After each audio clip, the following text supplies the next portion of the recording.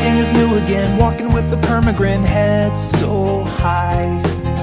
I'm back with you and all is right. Shaking on the apple tree, ticking off the honeybees, watch them fly.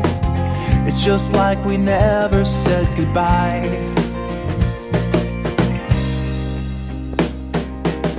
Oh, hi. Hi there, everybody, and hello there, zombie. How are you? How are things going today? I, of course, am always a NihonTiger, and welcome back to the NeoCraft server. And we are kind of hanging out here on the edge of the mountains that Katzegard's built on. The actual build's over there, but we're over here by the Katzegard West train station. I'm going to do some work down there pretty soon. So we've got, I guess you could call it a lot of work to do down here as far as making this pretty. And right in here is where I'm talking about doing work at.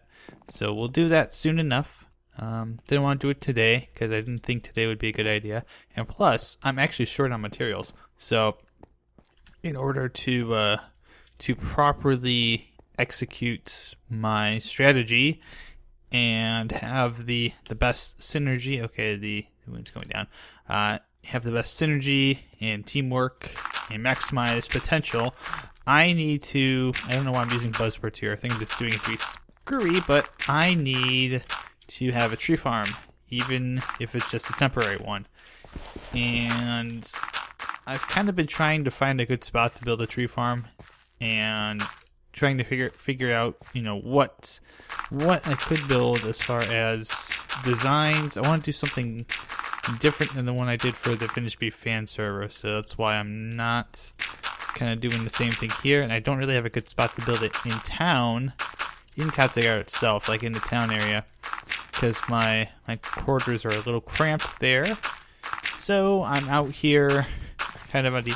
Oh, shoot. Really? Get over here. Okay, you're dead. But I'm here on the edge of town, or the edge of my property, I guess you could say, just working on one. Plus, it gives me a reason to actually use the Katzegard West train station. Right now, it just is something sitting there collecting dust in the middle of nowhere. But now it will actually have a purpose, because it will connect me to my tree farm, potentially. So, let's see what we got here. We got some jungle saplings, which we'll plant. Let's see, we only got one jungle tree. So we'll make a temporary, in the, not the Zestonian sense, in the actual word sense, temporary layout here. And while I work on this and harvest some trees today, I thought we could, oh, I'll give a little bit more space here.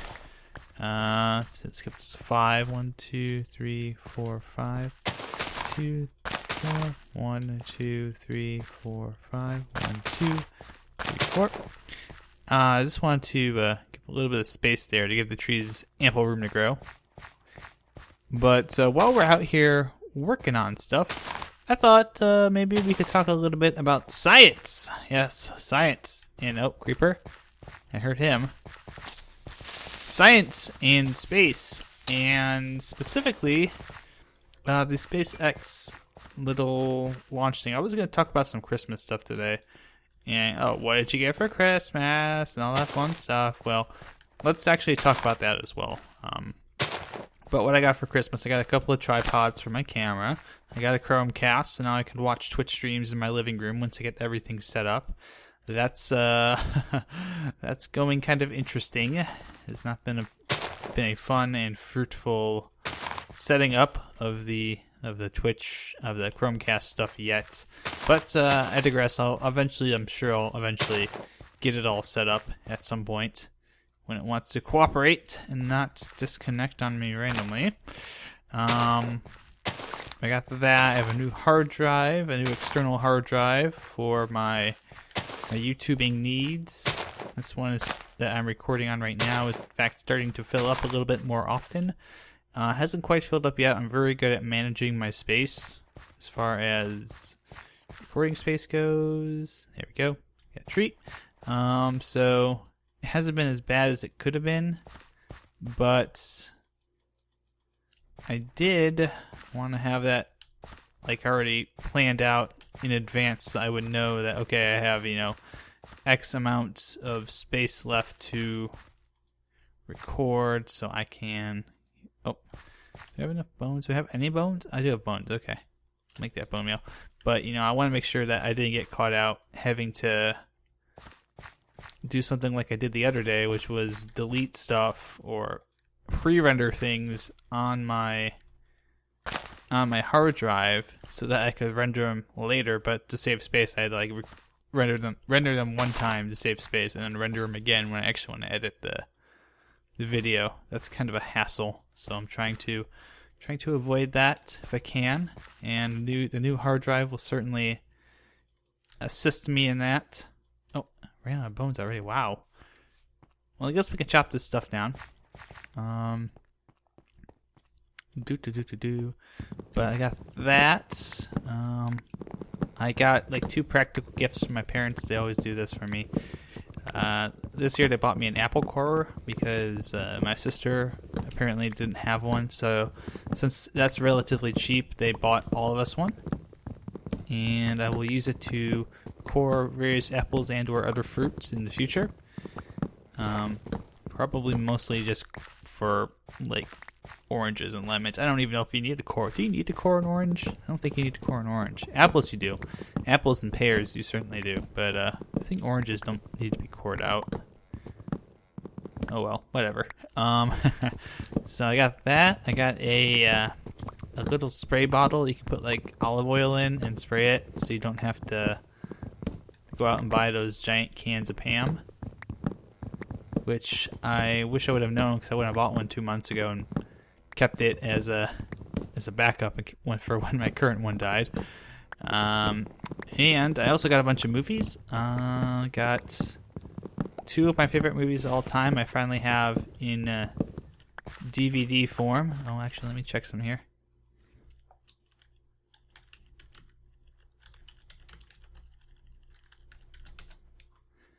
Oh, sorry about that. Just had to check something out of the window. So, yeah, I got 2 of my favorite movies of all time finally in DVD form, and those would be RoboCop. RoboCop is awesome. This is the original RoboCop, the 1987 film with Peter Weller, and it's great. And I also got, I think I mentioned this. Have I mentioned this one in the past? I thought I've mentioned this in one of my episodes in the past where I talked about it. But Ikiru by Akira Kurosawa is from 1952. The only thing I can remember that has it in print, or the only thing that I know it has it in print, is the Criterion Collection one. And my parents were nice enough to spend a nice amount of money to get an out-of-print DVD for me, which was awesome because that's the only place I know where you can actually get it at. I'm not really getting a good return so far on the leaves, but we'll wait. So that's kind of... Oh, and I said I got 5 movies. I only mentioned 2. I also got 3 Studio Ghibli films, all of them excellent films. Kiki's Delivery Service, Nausicaa, and Howl's Moving Castle. So I'm slowly continuing to get closer to having a full Studio Ghibli collection, which is great. These are great films. Now we're starting to get a little bit more. Definitely starting to get a little bit closer to the dream of the full Ghibli dream.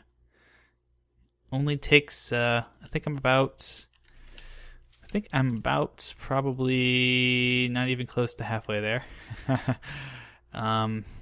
Truthfully, I could probably fill my collection up with like another 15, 20 Ghibli films. I do have most of the ones that I really, really enjoy. So everything else will mostly be just kind of gravy from here on out, or films I haven't seen yet, which I also need to correct. Definitely need to see some of the films that I haven't seen from Studio Ghibli, or at least watch them all the way through. I haven't seen Laputa all the way through. I know some people are just like shocked right now. How can you have not seen that film all the way through? I know, don't yell at me. But I haven't seen Grave of Fireflies all the way through, and I'm pretty sure I'm gonna end up a sobbing puddle of sadness. By the way, do you know that they released that as a double feature with Totoro? And I'm pretty sure they did that because if you just saw Grave of the Fireflies on your own, you'd probably want to go out and kill yourself right away. It's a really sad movie. So of course they bundled it with a really happy movie in Totoro, which I also have on DVD, but I don't have the new Disney version. I have the old Fox, 20th Century Fox release instead, like the old version from the 90s, the old dub. So that's the one that I have in its slightly damaged, used form. The box is a little crinkled. Oh, got some apples. Thank you. And of course I have Spirited Away. So that collection is coming along nicely. I also have my collection of 80s films that's coming along really nicely too, since I now have RoboCop to go alongside Back to the Future and both Ghostbusters movies. Nice, very nice. Did I get anything else? No, I don't think that was it. I got the tripods, I mentioned those, I mentioned the Chromecast. Yeah, I think I'm pretty set. Everything else I'm going to get is going to be money. I still haven't gotten mostly anything from my mom's side of the family yet, but they live far enough away that they kind of fall under the rule that the further away you live from somebody that is a relative, the more likely you are to get money from them, because they're not going to bother holding onto a present for you, and they're not going to generally buy you a present because you have to take it home, especially if you're flying. Generally, they won't buy you like a really fancy gift because you can't get on the plane. All right, so I think we made I think we came out on top a little bit, or came out positive on the dark oak saplings, and that's good because that's something I also want to do, is to actually come out of this with more saplings. I'm very low on some of the saplings, so that would also be very beneficial. So let's hop into our actual topic for discussion. 12 minutes in, we're going to hop into our topic of discussion. Space, and specifically the SpaceX rocket. Now, I'm recording this in advance because I'm not actually going to be here on Christmas to record for probably obvious reasons. But tonight or this week, I should say, not specifically. You may be watching this later on Christmas. You may be watching this on the 26th. You may be watching this after the 26th. But on the 21st of December, at about 8:30 p.m., SpaceX launched their Falcon 9 rocket from Cape Canaveral in Florida, and they not only were attempting to launch it after having the last one fail, and it did blow up on the last one, but it didn't blow up because the rocket just went boom. It was a manual self-destruct because the rocket was failing, so they blew it up for safety's sake. Pretty sure, if I remember correctly, that's what happened. And I generally don't misremember on those things.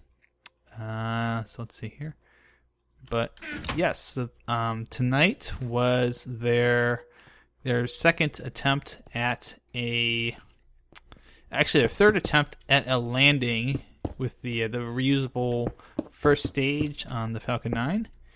And this time they are going to be landing on land instead of landing on a barge in the ocean, which is what they've been doing in the past. So, it takes a lot of skill to do that. And I mentioned on Twitter, I mentioned very briefly, and perhaps almost, I guess, as a joke, I mentioned that I had done it in Kerbal Space Program and that it was really hard.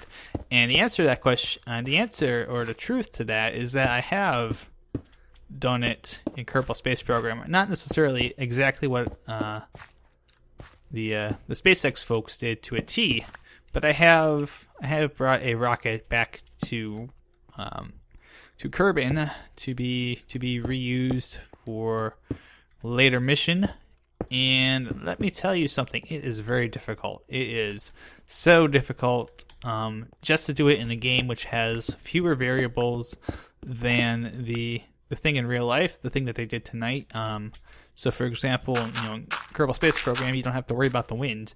That's very much something that you have to worry about in real life, because KSP has like modeling for gravity and has physics and stuff, and all those things happen in real life too. But yeah, there's like outside conditions that the Kerbal Space Program team doesn't really model, because it would just make the game so impossibly hard to play that you could never probably beat it. I'll connect that there.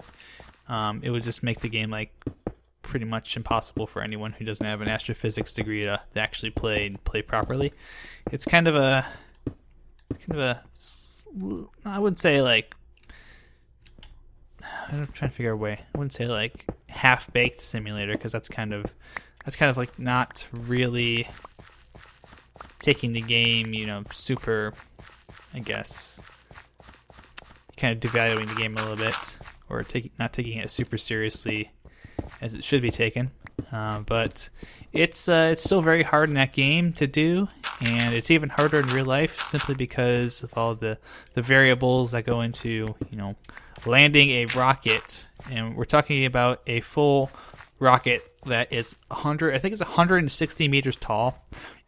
No, it's taller than that. It's the Falcon 9 first stage booster that they were landing tonight. It looks really small on TV, but I've seen comparisons of how big it is compared to other things. It's bigger than the Statue of Liberty. It's that big. And when you think about it, like in the old days, they used to just take these huge first stage rockets, and they would off they go into space. The rocket would go off into space. First stage rockets run out of fuel, and you have your detachment, and then the first stage just burns up. It just comes back to Earth and burns up. And second stage, third stage, stuff like that goes into space, and it stays there and it orbits round the space junk forever until it finally gets pulled back down into Earth's orbit by gravity. The orbit decays enough. I gotta find some more bones. The orbit decays enough that it's pulled back into Earth's gravity, and it comes back through the atmosphere and burns up, and hopefully it completely burns up, because if some of it survives and impacts the ground, that's very bad. Very bad from space, and safety kind of things. But yeah, I'm very, very excited about this. This is over there. Oh, hi. But I'm very excited about this. I'm very excited that it was successful tonight, that they managed to take this bow. Very, very excited that tonight they managed to pull this off successfully. So, spoiler alert, the Falcon 9 did land back at Cape Canaveral in one piece, perfectly touched down, no wobbling, nothing that had happened like the first two attempts where things had kind of gone wrong a little bit and had gone perfectly. The second time they were really close, but got some more bones. Excellent. But yeah, this time they stuck the landing, and that rocket will probably never fly again, because that rocket will probably go to a museum somewhere. But it's proof that the technology exists to return these first stage rockets. The second stage is still on its way. It probably has completed its mission. It's now heading back into the atmosphere to be burned up.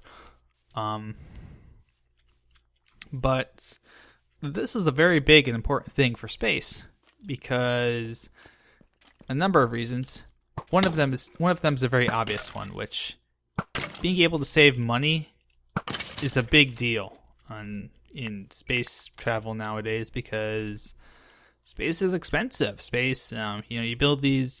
The way it used to be, you build these big things, you shoot them off, and you get to recoup your investment eventually. Yeah, of course, with having your satellites in place and whatnot, but that first stage rocket is gone. So if that first stage rocket costs $30 million to build, every time you want to build it, you're literally throwing $30 million in the toilet every time, whether that thing is successful or not. That first stage, once that rocket ignites and it goes off into the atmosphere, that first stage is a sunk cost. So it's probably often a very big sunk cost, because it's the largest of the stages. The first stage is always the largest, has the largest engines, it has the biggest space, most materials go into it, generally speaking. So it's a huge cost issue that you have to deal with when you're dealing with space and time. Not mostly just space, but that's a big issue that's dealt with. And if you can reuse that part of the rocket, or if you can reuse any part of the rocket, so even something like the space shuttle was, even if it wasn't totally successful in its mission to actually be a reusable spacecraft that would save a lot of money, it was reusable. It did save some money, but it didn't save a lot of money because of the fact that I keep having to lose all of the boosters. I think the boosters, you definitely lost the fuel tank. Sometimes you lost the boosters too. I think those may have been salvaged. I'm not entirely certain on that. Don't quote me. Kind of haven't been reading up as much on the space shuttle program as I should have. But every time you launch that rocket, if you can get some of those costs down and potentially save some money by having there's a spider. You can hear him. But potentially save some money by having a rocket that is somewhat recyclable. Keep in mind that you're not getting all the money back from this, but some of it back. Somewhat reusable, help drive down costs and make it even more efficient, perhaps in the future, to have more launches, to have them more frequently, because that's another thing too. If you're not having to rebuild, the first stage every time, that's time you save in between launches, having to, reconstruct the rocket, and you save time on that. So that's another saving right there. And then of course you also save on the fact that even if the first stage doesn't always go into orbit, you are saving on having to deal with junk. You're saving on having to deal with junk that's crashing into the ocean. You're saving on potentially, if this can be applied to other stages, you're saving on the possibility of having space junk as an issue. That's a very big deal, because space junk, even the stuff I mentioned that floats around the atmosphere, that can cause all kinds of problems beyond just launching, beyond just maneuvering in space. You have to deal with the fact that space junk is up there, sometimes it's little junk, and sometimes it's big junk. And the big stuff, you don't want that colliding with your satellites, taking them out. You don't want that dropping down, into the atmosphere and having to monitor it and be like, okay, we got to make sure this doesn't hit any populated areas. That's always an issue that's actually an issue that's happened in the past, where they've had old satellites that have failed to get into orbit, and their orbit decays. And this was especially the case in the 1970s. There's a famous one, I think, an old Soviet nuclear powered satellite that did not get into orbit, and it came crashing down into Western Canada. Thankfully nowhere where there was a lot of people, but still, that's kind of a wake-up call that this stuff can happen. And if it's one thing if it crashes into Western Canada, it's another thing if that crashes into Topeka, Kansas. Something like that does. That's completely a different thing and a very scary scenario. But anything that really reduces space junk too. Oh god, what is I'm thinking? I think it's the Kessler effect, where you can have one little piece of space junk. If there's one collision with the amount of space junk and the number of satellites that are up there in space, you can have like this cascading effect where all this junk just completely starts spreading all over the place. Essentially, the scary part of it is if enough junk gets out there into space, orbiting areas, and the areas where it's actually safe to orbit a satellite or a spacecraft like the International Space Station, you could actually have a scenario where space travel is now impossible for many, many years while this stuff kind of sorts itself out. And you're talking about completely grounding all these programs. So you can't repair satellites. You can't even launch satellites. So anything that relies on satellite communication, like most modern communications, nowadays. GPS, stuff like that would be completely wiped out if you had this issue where all the space junk basically was like interfering with your ability to actually have a space program. So there we go. Haven't gotten back my jungle saplings yet. I'm a little worried about that. But it's a serious issue. It's not something that needs to be, joked about lightly, but anything that really reduces the amount of we're gonna get our at least gonna go even on those. Anything that reduces the amount of space junk or the potential for space junk is wonderful, and I would say you should fully embrace that kind of stuff, and that's probably another big reason why reusable technology, even if it's just the first stage right now. Imagine a scenario, and this is probably a lot less likely. Oh god, really? There's one all the way up there. This is probably a lot less likely because of the fact of how orbital mechanics work. But just let's go super sci-fi here for a moment, and imagine there's a scenario where you could have an entire rocket now that you could have the entire rocket, instead of having all these stages just sent up and then they disappear into space forever, and we have to deal with space junk or stuff burning up in the atmosphere and sunk costs. Imagine a rocket that you could go into space, and the first stage comes back, the second stage comes back, everything comes back and is reusable. Imagine that. Wouldn't that be cool? Wouldn't that save so much more? And all you'd have to do is refurbish it and check it out. And like even with the Falcon 9, they're not just going to take this thing out and be like, oh, it's good now, let's pop it back on, send it back up. They got to refurbish it. They have to do some maintenance on it. Probably have to replace some parts that may have been damaged or worked to the points where they can't really have an operational life anymore. So it's not 100% reusable, but it's at least the core is reusable.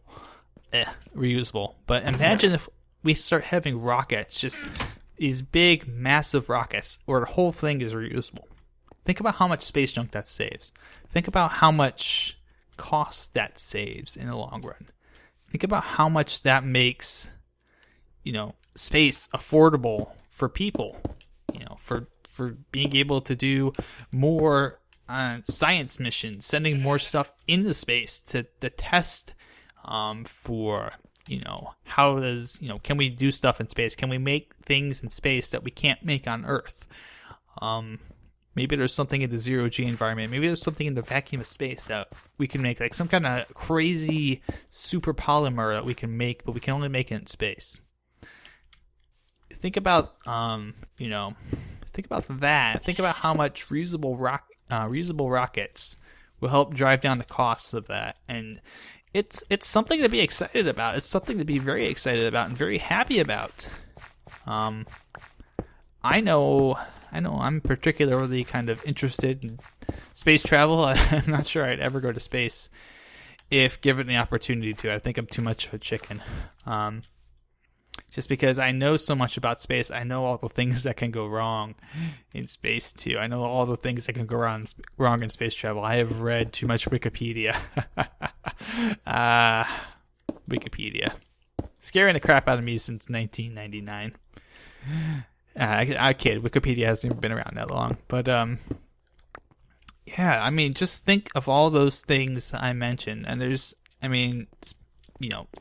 reusable space travel, I guess you could call it in a sense, is very much something that I'm interested in. I think it's something that's great for, something great for space travel. It's great for us as people. It kind of shows how far we've come too, that we're able to take even a small part of the rocket and bring it back. Not the capsule, but an actual part of the rocket that gets it up into space. We're able to take that now and bring it back to Earth and potentially reuse it again. And SpaceX is not the only ones doing this. Obviously, Blue Origin, which is the company owned by Jeff Bezos, who is the founder and owner of Amazon, or one of the owners of Amazon. He also owns the Washington Post. He has his company, and they're more into I think they're more into like space tourism than what SpaceX is aiming for. SpaceX is kind of aiming more for commercial rocket launches for like satellites and payloads, International Space Station and stuff like that. Maybe they do some stuff with maybe they'll do some stuff as well with, you know, space passenger stuff, but I feel like more of their bread and butter is going to be kind of dealing with commercial flight. But even so, there's just so far that we've come, and you know, just in being able to do that, I think is amazing, and it's something that everybody should be proud of. You know, whether or not you are on the team that did it first or did it second, you know, they're doing it in different ways too, with different ships. So there's all these different configurations. You have options to, you know, how you want to get up there depending on where you want to go. It's just really, really, really, really incredible, and I'm very excited as a space nerd for kind of what this is going to mean. And it almost is enough to make me want to crack open Kerbal Space Program again, which I haven't done in a very long time. Crack that bad boy open and go to work building a rocket. Who knows? Maybe we'll do that. Maybe we've been inspired to do that. It could certainly be the case. I know I haven't played Kerbal in a while, and I know I've got to update it, but we'll see. We'll see. Maybe it's something we can do next year, among the many other things. So, with that, I feel like I've rambled long enough. Thank you guys for watching. I hope you've learned a thing or two perhaps today. If you haven't, sorry. If you have, that's great. Kind of almost got this thing ready to go here. So we can do 1, 2, 3, 4, and a 5. Yeah, oh, trees are starting to grow. That's great. So that means everything is going good. I'm going to try and harvest some more wood here so that next time, if we don't do anything over there, we can start to get to work on Katsugard West.